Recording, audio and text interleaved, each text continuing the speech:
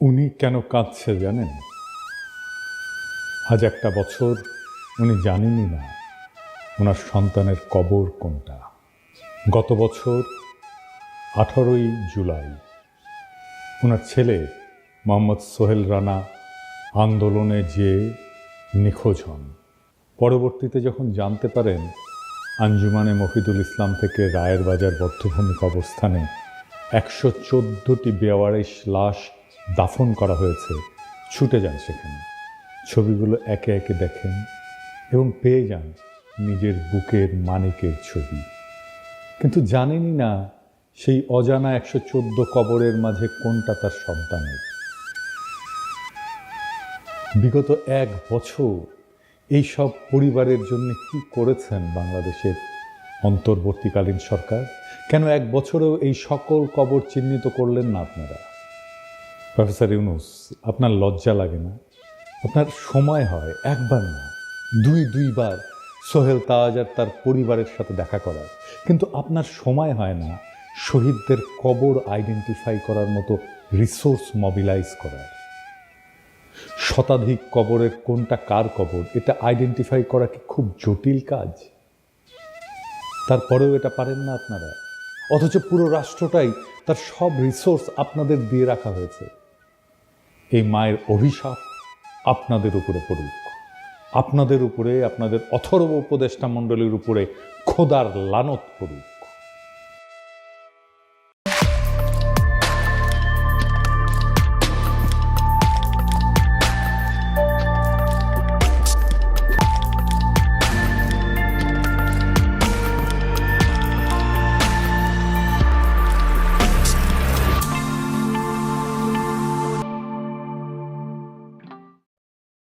আমরা যখন ছাত্র রাজশাহীতে, তখন পাপিয়া ও রাজশাহী ইউনিভার্সিটির ছাত্রদল নেন তুখোর বক্তা। পাপিয়া তখন ক্রেজ আর কি, পাপিয়া আসবে বক্তৃতা দিবে, শুনলে পাবলিক ঝাইপে পড়ে। আমিও খালি শুনি পাপিয়া নামে এক নেত্রী আছে, হেভি বক্তি মাঝারে, এ তো শোনা হয়নি কখনো। তো এর মধ্যে পলিটেকনিকে ইলেকশন হবে, আমি কাজ করতেছি দিন রাত, এটি আমাদের ক্যান্ডিডেট আছে, ভালো ক্যান্ডিডেট জিতবে আমরা জানি। হেভি গরম পড়িছে, রাজশাহীর গরম তো জানেন, চান্দি ফাটানো গরম। তো পাপিয়া আসিছে প্যানেল পরিচিতি অনুষ্ঠানে, গরমে ত্রাহি ত্রাহি অবস্থা। তো পাপিয়া বক্তৃতা দিতেছে ওই প্যানেল পরিচিতি, ছাত্রদল এই নির্বাচনে জিতবে, সেদিন ওরা যে কান্না করবে, সেই কান্নার পানিতে যে বন্যা হবে, সেই বন্যার পানিতে আমরা সাঁতার কেটে কেটে উল্লাস করব। ওই যে গরম, ওই গরমের চাইতেও বেশি গরম নিয়ে আমরা বিজয়ী হব। এর মানে কি? সেই দিন বাগে খেয়েছে, তারপরে 36টা বসন্ত পার হয়ে গেছে, তাও গরমের চাইতে বেশি গরম, এই কথার মানে বুঝি নাই। আপনারা বুঝিছেন? হ্যাঁ, বুঝেন নাই? এই জন্যই কবি পুলক বন্দ্যোপাধ্যায় লিখেছিল, তুমি কি যে বলো বুঝি না, তোমার মুখের পানে চাহিলে আমি কিছু শুনি না। তুমি কি যে বলো বুঝি না। আল্লাহর কি অসীম কুদরত। কিছুদিন আগে এই গরমের উপরে থাকা কথাটার মানে বুঝেছি। এটা নাটকের ক্লিপ দেখে আপনারাও শুনেন। এই যে এটা আমার চেহারা ছবি মাশাআল্লাহ ভালো। তো যাই হোক, ক্যাবলা কোন দিকে? ক্যাবলা কি? আরে পশ্চিম। এইদিকে। এইরকম টেলিভিশন দেখি না, টেলিভিশনটা একটু ছাড়ো তো। এটা টেলিভিশন না। তাহলে এটা কি? এটা জানার আপনার দরকার নাই, গরম লাগলে খবর দিয়েন। আমি তো গরমের উপরে সব সময় আছি। হ্যাঁ, পাপিয়া এখনো গরমের উপরেই আছে, বুঝছাও? তো ইলেকশনে ছাত্রদল জিতে নাই, ছাত্র ইউনিয়ন জিতেছিল। তো ভিপি সহ কয়েকটা আসনে। এখন কইতে পারেন এই হারমোনিয়াম পার্টি ছাত্র ইউনিয়নে আবার জিতেছিল ভিপি ইলেকশনে। ওই সময় মানে 90-এর ছাত্র ইউনিয়ন আলাদা ছিল। ওই সময় রাজশাহী কলেজে ছাত্র ইউনিয়নের ভিপি, পলিটেকনিকে ছাত্র ইউনিয়নের ভিপি, বিআইটিতে ছাত্র ইউনিয়নের জিএস, আর রাজশাহী মেডিকেল কলেজের ছাত্র ইউনিয়নের জিএস তো আমি ছিলাম। তো যাই হোক, পাপিয়া আবার বিএনপি হারানোর কোশিশ করিচ্ছে। দেখেন প্রবাসীদের ভোট নিয়ে কি বলে। থেকে এসে কেউ যদি মেম্বার হয় সেটাকেই মানতে চায় না। আবার প্রবাসী ভোটাররা রেমিটেন্স দেয়, তো তাদের পরিবারের জন্য তারা টাকা পাঠায়, তাদের পরিবার ভিটামাটি বিক্রি করে ছেলেকে বিদেশ পাঠায়। তো সে তার দায়িত্ব আছে তার পরিবারকে টাকা পাঠানোর। তার জন্য বাংলাদেশের রাজনীতিতে অংশ দিতে হবে, ভোটার বানাতে হবে। কে বলছে? বাংলাদেশের সুখ দুঃখ একটা নিরাপদ জায়গা থেকে তারা প্রতিবাদ করে। আমাদের মতো রংপানি থেকে, রিমান্ড থেকে, লোহার রড থেকে থেতলা করা, আর পুলিশ পিটানি, আর দিনের পর দিন 40 দিন 50 দিন থানা ও থানা করে বেঞ্চের উপর বসায় রেখে রিমান্ড কার্যকর করা, এগুলো কি প্রবাসী ভোটাররা কখনো তারা কি ভুক্তভোগী? তো ভুক্তভোগী না তো ভোটার ভুক্তভোগী হতে যাবে কেন? ভোটের অংশ তার হতে যাবে কেন? এগুলো মাঠ থেকে কি সুপারিশ আসে এটা আগে বুঝতে হবে। বিএনপির রিজভি ভাই কইছিলেন আওয়ামী লীগে কি একটা ভদ্রলোক নাই, কিন্তু রিজভি ভাই এরকম মূর্খ আর উন্মাদকে কেন দলে রাখিছেন? ও তো রাজনীতির কিছুই বুঝে না। ওর মাথাত কেউ ঢুকেছে প্রবাসীরা বিএনপি ভোট দিবে না, আর ওই সারিন্দা বাজানো শুরু করেছে প্রবাসীদের ভোটই দিবার দিবি না, যাতে যেন বিএনপি জিতে। প্রবাসীরা জেল জুলুম সহ্য করে না, তাই ভোট দিবার পারবে না। হ্যাঁ, ওই এখনো গরমের মধ্যে আছে। আমাক কয় সকলে, দাদা ও কিছু কবেন না। কি আর কমু, ওর মাথার স্কুপ কুটি খুলে পড়েছে, ওটা খুঁজে দেয় না, না ওটা খুঁজে দেওয়া লাগবে, তাহলে ঠিক হয়ে যাবে সব। বেশি গরম পড়েছে বোধ হয়। তো এর মধ্যে হয়েছে কি, চট্টগ্রামের বাঁশখালী ওই এক এনসিপির সংগঠনকে মাইরে একেবারে ফাইটে ফেলিছে বিএনপি, যে দেখেন নাম। তো এনসিপির নাসির পাটোয়ারি ও আবার নাকি বারবি বারবি কয়, তোর বক্তব্যের জবাব সালাউদ্দিন দিছে ওই হাত তুলে, গায়ে হাত তুলে মাইরে পিঠে। আমরা কিছু কইছিলাম, আমার ওই জুতা মারিছিল না লোকজন, ওই মারিছে। এবার আমরা গেল মারবি কলে সালাউদ্দিনের লোকজন। শিবরাত্রির বডিগার্ডকে তো নিয়মিত তোষণ কইরা ওই ফজো পাগলা আর ওই যে ইন্ডিয়ান চ্যানেলে যে দেশবিরোধী বক্তব্য দেয় রুমিন পাড়ানা এবং প্রবাসীদের অপমান করে পাপিয়া, এই সমস্ত ঘটনায় আমরা এখন যদি ধরে পাপিয়াক বাম্বু দিই ক্যাঙ্কা হবে। এক নাসির পাটোয়ারি একটা রাজনৈতিক বক্তব্য দিছে, শুরু হয়ে গেল প্রকাশ্যে হামলা। চরমনাইকে সালাউদ্দিন সাহেব বলছে চরের দল, আর কয়েকটি দল সরোয়ার্দী উদ্যানে জনসভা করেছে, বলছে সংসদের নিম্ন কক্ষে অনুপাত চাই, উচ্চ কক্ষে অনুপাত চাই, অনুপাত ছাড়া নাকি বাংলাদেশে নির্বাচন হবে না। যারা এই কথা বলছে তারা একটা চরের দল, তারা কখনো একটি আসনও পায় নাই, একটা মেম্বার চেয়ারম্যানও হইতে পারে নাই। শেষ পর্যন্ত একটা সিটি কর্পোরেশনের নির্বাচনে আওয়ামী লীগের অধীনে নির্বাচনে গেছে, সেই নির্বাচন আমরা বর্জন করেছিলাম, সেখানে একটা দন্তম বা আরক শহীদ হয়ে গিয়েছে। যুদ্ধ ছাত্রদের মুতে ভাসিয়ে দিতে চাইছিল। এগুলো কি? এই কথা বললে একেবারে একেবারে স্যাট করে উঠলে হবে। 16 বছর চৌদনের উপরে থেকে সালাউদ্দিনের মতো নেতারা ছাড়া হয়ে গেছিল। কক্সবাজারের নাকে খদ দিয়া বদিয়ার বাইটটা জাফরের ভয়ে রাজনীতি করিছে, ওগুলো জানি না আমরা। আর আজ জুলাইয়ের এক তরুণের রাজনৈতিক বক্তব্যের জবাব দিচ্ছে গায়ে হাত তুলিয়া, গাড়ি বাওয়ারে হামলা কইরা, পথসভার মঞ্চ ভেঙে দিয়া। এই বিএনপি বড় বড় নেতারা খুব হুঙ্কার দেয়, কিন্তু শহীদ সালাউদ্দিন কাদের চৌধুরী ফাঁসির পরে সারা দেশে একদিন হরতাল দিতে পারে নাই। চট্টগ্রামে আধা বেলা হরতাল ডেকে দায়িত্ব সারিছিল, এখন এদের র্যাডম বেড়েছে, আর্কিউলিস হয়ে গেছে। এইসবের পরিণতিকালে খুবই খারাপ হবি। রাজনৈতিক প্রতিপক্ষকে ডিল করা শিখেন, যাদের দয়া পলিটিক্যালে সাহস ফিরে পেয়েছে তাদের কটু কথার সমালোচনা সহ্য করা শিখেন। জুলাই একটা বড় দল, আওয়ামী লীগ আপনাদের চাইতে বড় দল ছিল, ওর দিছে বাচ্চারা, দিল্লি পাঠে দিছে। এমন আর একটা পরিস্থিতি তৈরি করেন না আপনাদের কলে যাওয়ার জায়গা নাই। বড় দলের অভিভাবক সুলভ আচরণ হবে, দয়া এবং ভালোবাসা দিয়া। আপনারা নিজেদেরকে রাজনৈতিক প্রতিপক্ষ ভাবেন, মাথায় যদি নিজেদের বয়স্ক মুরব্বী আর তাদের বাচ্চা পাবেন, তাহলে ভাই আপনারা রাজনীতি করতে পারবেন না। আবার বিএনপি লেসপেন্সার গুলা করছে কি যে ছেলেটা নাকি লিক করতো, অথচ হয়েছে জুলাই বিপ্লবের সক্রিয় অংশগ্রহণকারী এবং আহত যোদ্ধা। গত জুলাই সে মাথা এবং পায়ে ছলরা গুলি খাইছিল এবং আহত হওয়ার পরে এই ব্যাপারটা সরকার কিন্তু যাচাই করছে, লাইভ এসে জুলাই যোদ্ধা কার্ড দেখাইছে যে দেখেন।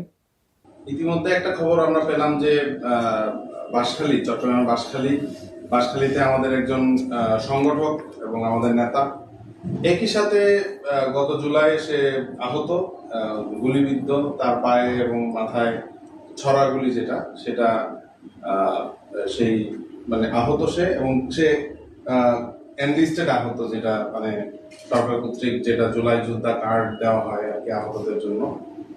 এরপরেও যদি তাকে মারা জায়েজ করার জন্য লিগার বানাইতে চান তাহলে আর কিছু বলার নাই। হ্যাঁ, আওয়ামী লীগের সাথে যে আচরণ করেছিলাম আমরা আপনাদের সাথে সেটা শুরু করব, এবং এটা করলে আপনাদের চটি বাটি গোল হয়ে যাবে, কয়ে দিলাম আগে থেকেই।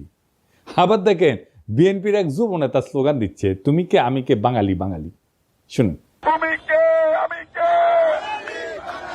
সে কে সে কে তুমি কে আমি কে সে কে সে কে। বিএনপির আদর্শ হইতেছে বাংলাদেশি জাতীয়তাবাদ। বাঙালি জাতীয়তাবাদকে পরাজিত করে বাংলাদেশি জাতীয়তাবাদের প্রবক্তা ছিলেন শহীদ জিয়া, এবং এটা শহীদ জিয়ার অরিজিনাল আইডিয়া, কেউ কয়া দেয়নি। শহীদ জিয়ার রাজনীতিকে এরা কব্বর দিয়ে দিল। এরা বিএনপিকে আওয়ামী লীগ বানায় ফেলতেছে। সাব্বাস বাঘের বাচ্চা, ওই ভাবিচ্ছে যে এই কইরা লীগের ভোটগুলো টানবি, কিন্তু ওর যে নিজের ভোটগুলো জয় বাংলা হয়ে যাবে সেই খবর আর নাই। তো এই নয়ন সম্পর্কে শোনা যায় নাকি প্রচুর চাঁদাবাজি করেছে, জানি না। নয়ন, তুমি কিছু মাইন্ড করো না, শুনিচ্ছি আর কি, সত্য মিথ্যা জানি না। তবে নয়নের কাছেও এই অনুসন্ধানী সাংবাদিক ওই চান্দা চাইছিল, এটা নয়ন নিজেই কইছে, শুনেন। উনি তো সেনাবাহিনীর মানে বহিষ্কৃত কর্মকর্তা, উনি সেনাবাহিনীতে চুরি করেছে, উনি মাদক এডিক্টেড, যে কারণে ওনার চাকরি চলে গিয়েছে। উনি তো আমার কাছে চাঁদা চাইছে, আমার কাছে লোক পাঠাইছে চাঁদার জন্য।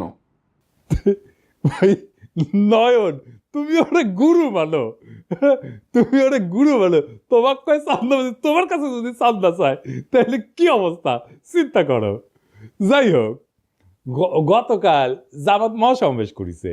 তো এই সমাবেশের তাৎপর্য কি? মেলাজন মেলা হিসাবপত্র দিচ্ছে। আমি হিসাব নিয়ে পরে আসিছি, পরে একটা এপিসোড করবো নি যদি টাইম পাই। আসেন এমনি সমাবেশের তাৎপর্যটা বুঝে দেখি। তো ওই গতকালকে ওই যে বাঙালি জাতীয়তাবাদ এবং জয় বাংলার লোকেরা, এদের কিন্তু গভীর বেদনার দিন ছিল। তারা মুখে কিছু কয় নাই, কিন্তু আমি জানি তাদের হৃদয়ের ভিতরটা থমথম করেছিল। এবং অনেকের জন্যেই যারা 1971-কে মুক্তিযুদ্ধকে এখনো অন করে, তাদের জন্য একটু অস্বস্তিকর দিনটা। কেন জানেন? যে ঢাকার রেসকোর্স, ওইখানে জামাতে ইসলামী সভা করছে, যেখানে 7ই মার্চে শেখ মুজিব সোহরাওয়ার্দীর বডিগার্ড ভাষণ দিছিল। ওইটা কিন্তু তাহলে একটা নিছক সমাবেশ থাকে না, এইটা একটা রূপক অর্থে পুনর্দখল হয়ে যায়, নীরব পুনর্দখল, সাইলেন্ট রিক্লেমেশন হয়ে যায় জামাতের পক্ষ থেকে। তো সেই 7ই মার্চে যে শেখ মুজিব ওইখানে ভাষণ দিছিল, ওই দিন শেখ মুজিব কেবল একজন নেতা ছিল না, সে ছিল একটা জনরায়ের প্রতীক। বাঙালি মুসলমান নিজেদের প্রয়োজনে ভোট দিয়া তারে মুজিব বানাইছিল, নেতা বানাইছিল। এইভাবেই কিন্তু নেতা বানায়, নেতা তৈরি হয় না, নেতা বানায়, জনগণ বানায়। যদি মৌলানা ভাসানী 70-এর নির্বাচনে অংশ নিতেন তাহলে ইতিহাস হয়তো অন্যরকম হইতো। মুজিবের জায়গায় রেসকোর্সে দাঁড়াইতেন ভাসানী। তার মানে রেসকোর্স ময়দানে প্রতিটি জমায়েত, প্রত্যেকটা উচ্চারিত শব্দ 71 সালের এক নীরব হিসাব, 71 সালের একটা হিসাব নিকাশকে কিন্তু ছুঁয়ে যায়। এই জায়গাটা কেবল জয় বাংলার না, বরং বাংলাদেশি আত্মপরিচয়েরও প্রতীক। কিন্তু 1976 সালে 7ই মার্চে ওইখানে জামায়াতের সমর্থকরা পাকিস্তান জিন্দাবাদ স্লোগান দিয়েছিল, কনফেডারেশনের দাবি তুলেছিল। তখনও কিন্তু জামাত আনুষ্ঠানিকভাবে দল হিসেবে আত্মপ্রকাশ করেনি বাংলাদেশে। এই ঘটনার ভিতরে নিহিত আছে বাংলাদেশপন্থী নাগরিকের জন্য কিছুটা হলো বেদনার, এমনকি অপরাধ বোধের কারণ কিন্তু আছে। কিন্তু কাকে দোষ দিবেন? এই আত্মধ্বংসী বাস্তবতার জন্য দায়ী শেখ মুজিব নিজে এবং তার কন্যা শেখ হাসিনা। কারণ তারা জনগণের ভোটের পরিবর্তে ভরসা করছে ইন্ডিয়ার উপরে, এবং কলকাতার চিন্তকদের ইন্টেলিজেন্সিয়ার মাধ্যমে বাঙালি জাতীয়তাবাদকে আমদানি করে আমাদের উপরে চেপে দিছে কলোনিয়াল তালুকদারির উত্তরাধিকার হিসাবে, যার ফলাফল বাংলাদেশের মুসলমানরা তাদের প্রত্যাখ্যান করছে। সত্যি কথা বলতে, যদি আওয়ামী লীগ 1975-এর পর গণতান্ত্রিক ধারায় ফিরে আসতো, আর কলকাতার ইন্টেলিজেন্সিয়ার পরামর্শে বাঙালি জাতীয়তাবাদ চাপাই না দিয়া বাংলাদেশি চেতনাকে বিশ্বাস করত, যদি তারা জিয়ার তুলনায় আরো গণতান্ত্রিক হওয়ার দিশা বেছে নিত, তাহলে আজ তাদের এমনভাবে উৎখাত হইতো না। তাই আজ যারা বাঙালি জাতীয়তাবাদের পতাকার নিচে বুক চাপড়ায় কাটতেছেন, তাদের অনেকেই শেখ হাসিনার ওই ভারত ঘেঁষা রাজনীতির বিরুদ্ধে আপত্তি করেন না, কিন্তু বরং নিজেদের ভিতরের ইসলাম বিদ্বেষ থেকে জামাতকে গালি দিছেন, জিন্নাকে গালি দিছেন, বাঙালি জাতীয়তাবাদকে ধর্ম বিদ্বেষের হাতিয়ার বানাইছিলেন। শুধু তাই না, হাসিনার নির্মম নির্যাতন, নিপীড়ন, গুম, খুন, হত্যাকাণ্ডে তারা নীরব সমর্থন দিচ্ছেন। বিদেশে লুটপাট করার টাকা ভাগাভাগিতেও তারা মুখ ফিরায় থাকেনি। এবং এরই ফলাফল হলো আজকের এই পরিণতি, আওয়ামী লীগের পতন আর জামাতের উত্থানের বাড়তি সুযোগ। তবে এই মিটিং আর একটা অভাবনীয় ঘটনা ঘটছে। কি সেটা? জামাতের আমির আমার অত্যন্ত পছন্দের বড় ভাই, তিনি 2 বার বক্তৃতা দিতে গিয়ে কোলাপস করে পড়ে গেছে। এইটা কি একটা রাজনৈতিক দলের নেতার জন্য কাম্য একটা বিষয়, কাম্য ঘটনা? এর ফলে কি জামাত আগাইলো না পিছাইলো? জামাতের কি দুর্নাম হবে? ওনার কি নেতৃত্বের সামর্থ্য নিয়ে প্রশ্ন উঠবে? না, এতে ওনার জনপ্রিয়তা বাড়বে। হিসাব করে দেখেন কারণটা কি? এতে একটা আবেগের সংহতি তৈরি হয়। নেতা যদি হঠাৎ অসুস্থ হয়ে পড়ে, জনগণ তাকে রক্ত মাংসের মানুষ হিসেবে দেখতে শুরু করে এবং একটা সহানুভূতির ঢেউ তৈরি হয়। মানুষ মনে করেন তো দেশের জন্য এরকম করছেন, এই অনুভূতি কাজ করে। এইভাবে কোলাপস করলে তাকে একজন ত্যাগী যোদ্ধা হিসেবে তুলে ধরে। দেখো দেখো দেশের জন্য কতটা কষ্ট করতেছেন, এই বার্তা ছড়ায় পড়ে। পলিটিক্সে সবাই কথা বলে, কিন্তু সবাই কথা বলার মতো থাকে না। আর যখন কেউ কথা বলার মাঝখানে হঠাৎ এইভাবে নিঃশ্বাস হারায় ফেলেন, তখন মঞ্চ কেঁপে ওঠে। একটা শরীরের পতনে তখনই শুরু হয় এক নতুন ধরনের রাজনীতি। না, আমরা বীরত্বের কথা বলতেছি না, বলতেছি ভাঙনের মধ্যে দিয়ে উত্থানের কথা। যখন নেতা কোলাপস করেন, তখন তিনি কেবল মাটিতে পড়েন না, তিনি পড়ে যান মানুষের হৃদয়ের গভীরে। শফিক ভাই এইভাবেই হৃদয়ের গভীরে পড়ছেন। যেটা ঘটছে আমরা দেখছি, একটা জনসভা, লক্ষ লক্ষ মানুষের ভিড়, নেতা কথা বলতেছেন, সরাসরি আগুন জ্বরা ভাষণ, হঠাৎ থেমে গেলেন, নিঃশ্বাসের শব্দ বেড়ে যায়, 1 পা 2 পা করে, তারপরে ধপাস করে পড়ে গেলেন মঞ্চেই। অনেকে চিৎকার করে উঠছেন, কিন্তু তিনি কি সত্যি পড়ে গেছেন, নাকি ঠিক তখনই তিনি মানুষের হৃদয়ে উত্থান করেন? আমি কয়েকটা আন্তর্জাতিক ঘটনার কথা বলি। রবার্ট এফ কেনেডি ভাষণ শেষে গুলিবিদ্ধ হয়ে মঞ্চে পড়ে যান। কোনো রাজনৈতিক প্রতীক কখনো এত রক্তে জন্ম নেয়নি। তার জন্য পোস্টার ছাপা হয়, এতেই উনার জনপ্রিয়তা আকাশচুম্বী হয়ে যায়। রাজনীতি মানে কিন্তু পারফেকশন না।